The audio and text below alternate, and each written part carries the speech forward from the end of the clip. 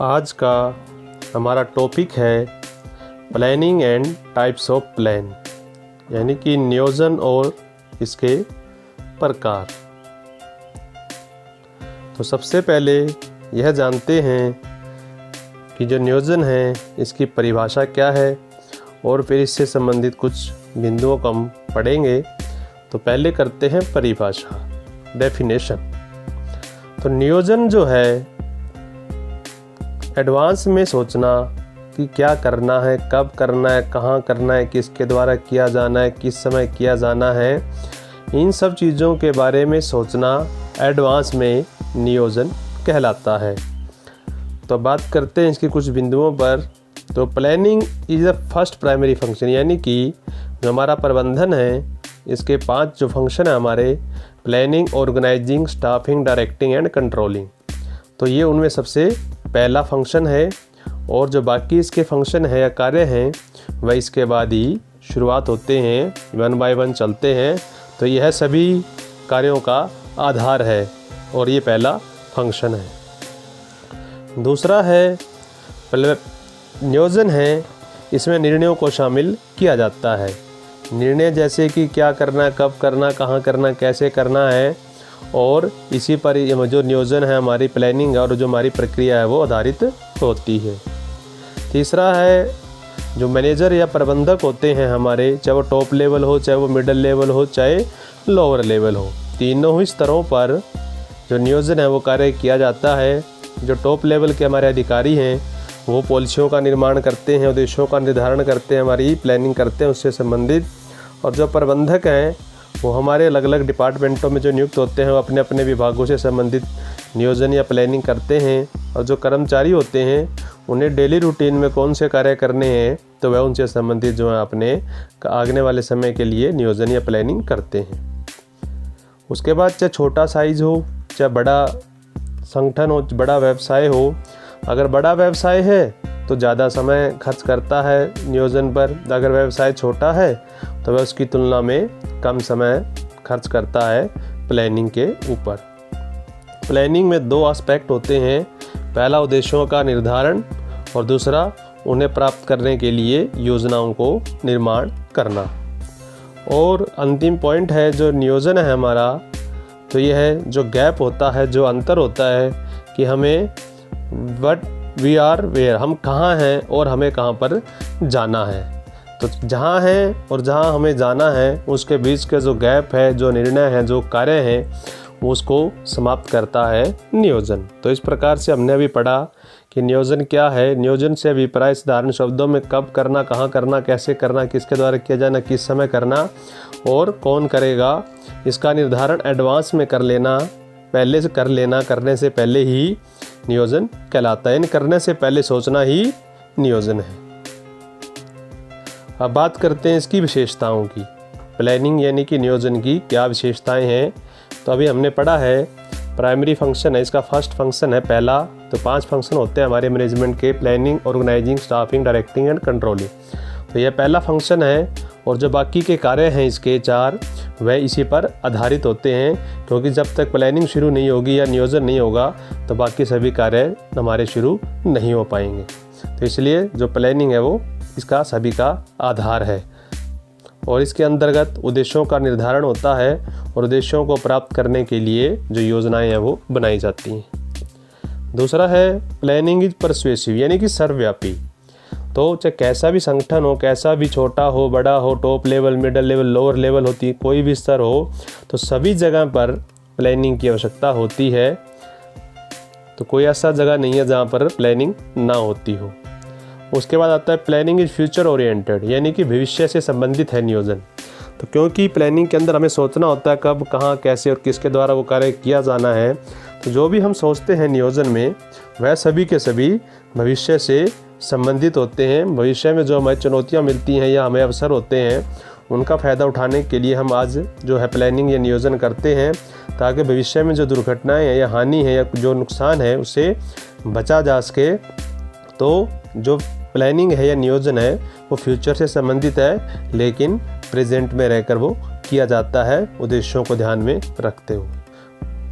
उसके बाद आता है प्लानिंग इज़ गोल ओरिएंटेड, यानी कि जो नियोजन है वह उद्देश्यों पर आधारित है या उद्देश्यों से संबंधित है। तो जो भी प्लानिंग की जाती है, नियोजन किया जाता है, जो भी पॉलिसी हमारे कब करना, कहाँ करना, कैसे करना हम डिसाइड करते हैं, तो इन सब चीज़ों को नियोजन करते समय, निर्धारण करते समय यह ध्यान में रखा जाता है कि जो हमारे पास संसाधन हैं उन्हीं संसाधनों का प्रयोग करते हुए जो हमारे रिजल्ट हैं हम उनको प्राप्त कर सकें। उसका जाता है planning is a continue process. जो नियोजन है लगातार चलने वाली प्रक्रिया है, क्योंकि जो प्लानिंग है वो समय समय पर कई बार परिस्थितियों के अनुसार हमें उनमें परिवर्तन करना पड़ता है। तो जब परिवर्तन करना पड़ता है तो उसमें कुछ ना कुछ बदलाव करने होंगे, तो वो बदलाव ज़रूरत के अनुसार, परिस्थिति के अनुसार, समय के अनुसार करने पड़ते हैं। तो इसलिए हम कह सकते हैं जो प्लानिंग है वो कंटिन्यू प्रोसेस है, लगातार चलने वाली प्रक्रिया है। समय समय पर परिस्थितियों के अनुसार हमें अलग अलग प्रकार की अपनी प्लानिंग या नियोजन करना पड़ता है। उसके बाद फ्लेक्सिबल, यानी कि परिवर्तनशील। तो अभी हमने पढ़ा था जो इतने भी नियोजन हैं वो भविष्य से संबंधित हैं, भविष्य के लिए किए जाते हैं प्रेजेंट में रहकर। तो फ्यूचर जो है वो हमारा अनसर्टेन है, यानी कि फ्यूचर के बारे में हम कोई भी एग्जैक्ट अनुमान नहीं लगा सकते। तो इसीलिए हमारे जो नियोजन हमने किया है वह कई बार फैल भी हो जाता है, कई बार हमारे पक्ष में नहीं आता, क्योंकि भविष्य के लिए जो निर्णय लिए गए वो हमेशा एक जैसे नहीं रहते, क्योंकि परिस्थितियां बदलती रहती हैं। तो उनके अनुसार हमें अपनी योजनाओं को बदलना भी पड़ता है। मान लीजिए जैसे हमने अपने प्रैक्टिकल एग्जांपल लेते हैं, अपने पर्सनली हमने स्कूल जाना है और बारिश आ जाती है, तो हम जाना चाहते हैं तो लेट हो जाते हैं। तो उस समय हम पता है अभी बारिश में हम नहीं जा पाएंगे, तो गाड़ी या किसी और साधन का इंतजाम करते हैं। तो यानी कि जैसी परिस्थिति उसी के अनुसार फिर निर्णय लेना पड़ता है। उसी तरह व्यवसाय में भी तो जैसी परिस्थिति आ जाती है तो उसी के अनुसार अपनी योजनाओं को हमें बदलना पड़ता है। अब बात करते हैं अगली की, तो planning focus on achieving objectives, यानी कि उद्देश्यों को प्राप्त करने में इसका मुख्य जो टारगेट है नियोजन का होता है। तो हमने पहले पीछे भी पढ़ा था कि जो नियोजन है उसके दो एस्पेक्ट होते हैं। पहला उद्देश्यों का निर्धारण करना और दूसरा और उन उद्देश्यों को प्राप्त करने के लिए योजनाओं को बनाना। उसके बाद है प्लानिंग इज मेंटल एक्सरसाइज, यानी कि हमारा जो है जब भी हम प्लानिंग करते हैं तो हमें सोचना पड़ता है, दिमाग पे प्रेशर डलता है, कब करना, कहाँ करना, कैसे करना, क्यों करना है। जब भी कोई सीधा जवाब देना हो हाँ या ना में, तो भी हमें सोचना पड़ता है। तो जब दिमाग पे जोर डलेगा तो मेंटल एक्सरसाइज होती है, हमारा दिमाग चलता है और कुछ सोचते समझते हम, क्योंकि हमें भविष्य के बारे में निर्णय लेने हैं तो पूरा सोच समझ कर निर्णय लेने होते हैं। तो इससे जो क्या है हमारा मानसिक अभ्यास भी हो जाता है, यानी कि मेंटल एक्सरसाइज हो जाती है, क्योंकि प्लानिंग के अंदर सोचना होता है, कुछ करना नहीं होता। Planning is thinking rather than doing, क्योंकि नियोजन एक सोचना है ना कि कुछ करना है। इसके अंदर सोचा जाते हैं, नियोजन किए जाते हैं भविष्य से संबंधित। उसका जाता है planning in all decision making. तो नियोजन के अंदर निर्णय लिए जाते हैं, परिभाषा में भी जैसे था कि कौन सा कार्य कब करना, कहाँ करना, कैसे करना, किसके द्वारा किया जाना है, किस समय किया जाना है। तो इन सभी निर्णयों को लेना ही नियोजन कहलाता है। तो हमें जो निर्णय लेने होते हैं अपने आर्थिक संसाधनों को ध्यान में रखते हुए और अपनी जो मैन पावर है उसको ध्यान में रखते हुए निर्णय लेने हैं, ताकि हम कम संसाधनों का उचित प्रयोग करते हुए अपने उद्देश्यों को प्राप्त कर सकें। अब आती है इम्पोर्टेंस, यानी कि महत्व क्या है नियोजन के, क्या महत्व है नियोजन का, ये देखते हैं। तो पहला है प्लानिंग प्रोवाइड डायरेक्शन, यानी कि जो नियोजन है वो हमें हमारा मार्गदर्शन करता है, हमें दिशा निर्देश देता है। तो क्योंकि प्लानिंग में हमने सोचा था कब क्या करना है, कहाँ करना है, कैसे करना है। तो जब हमने पहले ही सारा कुछ सोच लिया, अभी ये काम हमने इस तरीके से करना है, तो जितने भी कर्मचारी हैं या प्रबंधक हैं उनके अंदर कोई कन्फ्यूज़न नहीं रहता। तो वह अपने जो नियोजन या जो प्लानिंग की गई है उसके अनुसार ही अपने कार्य को आगे बढ़ाते हैं। और जब सभी कर्मचारियों का, सभी प्रबंधकों का यह एक मार्गदर्शन का भी कार्य करता है, और उसी के अनुसार जो प्रबंधक है या कर्मचारी भी जो प्लानिंग बनाई गई है उसी के अनुसार फिर वो भी कार्य करते हैं संस्था के उद्देश्यों को प्राप्त करने के लिए। दूसरा है planning reduce the risk of uncertainty, यानी कि जो नियोजन है वह अनिश्चितता से होने वाली हानियों को कम करता है, क्योंकि जो अनिश्चित है उसका तो पता ही नहीं है, उसकी हानि से बचा तो नहीं जा सकता, लेकिन प्रयासों से उसे कम जरूर किया जा सकता है। तो नियोजन जो है, जो मैनेजर है, जो सभी कार्यों का प्रबंधन करता है, देखता है तो वह देखेगा आगे भविष्य में जो परिवर्तन होने वाले हैं उसी के अनुसार अब वो रिस्पॉन्स देगा, यानी कि प्लानिंग में अपना परिवर्तन कर सकता है, ताकि अगर भविष्य में कोई किसी प्रकार की कोई समस्या या दिक्कत है प्रबंधक के सामने तो वह उसी के अनुसार निर्णय में थोड़ा बहुत परिवर्तन कर सकता है, ताकि संस्था को नुकसान ना हो, क्योंकि जो प्लानिंग है वो फ्लेक्सिबल भी होती है। प्लानिंग रिड्यूस वेस्टफुल एक्टिविटी, यानी कि जो ऐसे कार्य हैं जिनकी आवश्यकता ही नहीं है, व्यर्थफुल कार्य हैं जिनका संस्था को कोई लाभ नहीं होना, तो नियोजन से उन वेस्टफुल एक्टिविटी या व्यर्थ कार्यों से बचा जा सकता है। क्योंकि प्लानिंग में हमने डिसाइड कर लिया है कि क्या करना है, कब करना है, कहाँ करना है, कैसे करना है, किस तरीके से करना है और किसके द्वारा किया जाना है। तो इस समय जब सबको पता है भी कौन सा कार्य किसने करना है, किस समय करना है, कहाँ करना है और किसके द्वारा किया जाना है, तो जो एक्स्ट्रा कार्य हैं तो वेस्टफुल एक्टिविटीज़ हैं उनसे हम बच जाते हैं, क्योंकि प्लानिंग के माध्यम से सभी विभागों में हम तालमेल को स्थापित कर सकते हैं। सभी कर्मचारियों को पता होगा कि किसको कौन सा कार्य करना है, किस विभाग में क्या दायित्व है, क्या उसकी रिस्पॉन्सिबिलिटी है, तो उसी के अनुसार वो अपना कार्य करेंगे, जिससे जो वेस्टफुल एक्टिविटी है वो नहीं हो पाएगी और जो नुकसान होने से हम बच सकते हैं। उसके बाद आता है प्लानिंग प्रमोट इनोवेटिव आइडियाज़, यानी कि नियोजन के अंदर सोचना है तो किसी भी व्यक्ति के दिमाग में कोई भी जो नए नए आइडियाज़ आते हैं प्रबंधक के या टॉप लीडर के, यानी कि बोर्ड ऑफ डायरेक्टर के जो पॉलिसीज़ बनाते हैं, तो वह नए नए चीज़ें व्यवसाय में लेकर आते हैं। नई नई टेक्नोलॉजी होगी, नए नए विचार हो गए, नई नई उनकी जो पॉलिसीज़ हैं, ताकि जिस किसी भी प्रकार से संस्था को फ़ायदा हो। तो यह जो प्रबंधक है इसको अवसर प्रदान करता है कि इसके जो नो आइडियाज़ हैं वह उनको आकार शेप दे सके, ताकि संस्था के उद्देश्यों को प्राप्त किया जा सके। तो उसके बाद आता है प्लानिंग फैसिलिटेट डिसीजन मेकिंग। तो फिर हमने पढ़ा था तो प्लानिंग जो है निर्णय लेने में सहायक है और निर्णय लेने में प्रबंधकों की भी सहायता करता है। परिस्थितियों के अनुसार जो भी हमने प्लानिंग की है उसके अनुसार वह निर्णय लेगा। यदि उनमें ज़रूरत पड़ती है परिवर्तन करने की तो वह उनमें परिस्थिति के अनुसार परिवर्तन भी कर सकता है। तो लास्ट आता है planning establish standard for controlling. तो फर्स्ट फंक्शन है प्लानिंग यानी नियोजन और लास्ट फंक्शन है कंट्रोलिंग। तो जब भी हम कोई प्लान बनाते हैं तो जब तक प्लान के ऊपर नियंत्रण नहीं होगा या हम अपनी जो योजनाएं हैं उनको नियंत्रण नहीं करेंगे या उस पर वेस्टफुल एक्टिविटी होने देंगे या बर्बादी होने देंगे या कर्मचारियों के ऊपर हम देखेंगे इन्हें कौन अच्छे से काम कर रहा है या नहीं कर रहा, तो बिना नियंत्रण के जो प्लानिंग है वो सफल नहीं हो पाएगी। तो इसीलिए जो प्लानिंग है वो हमें डिसाइड करनी है, अपने जो स्टैंडर्ड है, अपने लक्ष्य हैं, अपने टारगेट हैं उन्हें डिसाइड करना है और समय समय पर उनकी जो परफॉर्मेंस है उसको मेज़र यानी कि मापते रहना है और उसमें मूल्यांकन करते रहना है। हमें प्लानिंग करके ये निश्चिंत नहीं हो जाना कि हमने प्लानिंग कर ली है तो हम सफलता प्राप्त कर ही लेंगे। तो कई बार जो प्लानिंग है वो विफल भी हो सकती है और वो हम उसमें नुकसान भी उठाना पड़ सकता है। इसीलिए control is blind without planning, यानी कि अगर जो कंट्रोलिंग का कार्य तब तक शुरू नहीं हो सकता जब तक प्लानिंग ना की गई हो, और प्लानिंग तब तक सफल नहीं हो सकती जब तक हम उस कार्यों पर नियंत्रण ना करें, यानी कि कार्यों को देखते ना रहें और उनकी वेस्टफुल एक्टिविटी को कम ना करें और उसका मूल्यांकन ना करें और सही ढंग से उसको इम्प्लीमेंट ना करें। तो इसी तरह से दो एस्टेब्लिश स्टैंडर्ड फॉर कंट्रोलिंग, तो इसी प्रकार से हमें अपने स्टैंडर्ड डिसाइड करने हैं ताकि हम उस पर नियंत्रण भी कर सकें और संस्था के उद्देश्यों को प्राप्त भी कर सकें। अंत में है लिमिटेशन।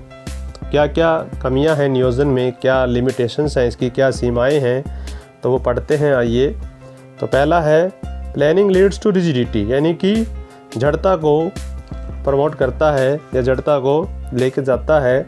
तो नियोजन के अंदर जो भी योजनाएं बनाई गई हैं, जो भी हमने डिसाइड कर लिया है, हम उसी के अनुसार कार्य करते हैं, चलते रहते हैं कि जब तक कि हमें कोई समस्या ना आए। जब हम उस कार्य में विफल हो जाते हैं तब हमें प्लानिंग को बदलना पड़ता है, चेंज करना पड़ता है, जब हमें लगता है कि हम सफल नहीं हो पाएंगे या हमारी प्लानिंग जो है वो सही नहीं है। तो इसलिए जो प्लानिंग है वो डिस्करेज करती है इंडिविजुअल इनिशिएटिव और क्रिएटिविटी को, यानी किसी व्यक्ति के अंदर कोई क्रिएटिविटी है, कुछ नयापन है, वो करना चाहता है तो हम उसको मौका नहीं देते। तो जो हमने एक बार प्लानिंग बना रखी है उसके अकॉर्डिंग हम कार्य करते हैं। यदि उसमें किसी प्रकार की दिक्कतें आती हैं तो हम उसमें परिवर्तन कर सकते हैं पर अपने बिजनेस इन्वायरमेंट के अनुसार। और इस तरह से जो प्लानिंग है उसमें जड़ता हो जाती है, लेकिन एक बार हम उसको अकॉर्डिंगली फॉलो करते हैं जो हमने बनाई है। उसके बाद दूसरा है planning do not work in dynamic environment. जो भी नियोजन या निर्णय लिए जाते हैं, जो योजनाएं बनाई जाती हैं, वह हम यह मानकर चलते हैं कि वह नॉर्मल परिस्थितियों में वर्क करेंगी। अगर परिस्थितियां बदल जाती हैं या उसमें एकदम बदल जाता है तो उन परिस्थितियों में योजनाएं काम नहीं करती।